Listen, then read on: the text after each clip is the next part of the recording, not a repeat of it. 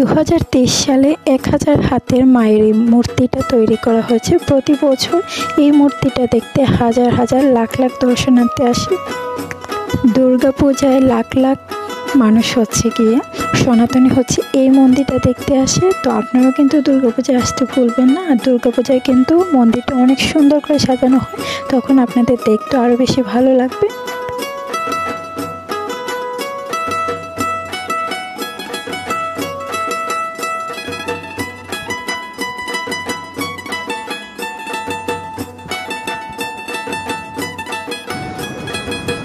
আর এই জায়গার এই কাজটা আমার কাছে অনেক বেশি সুন্দর লেগেছে।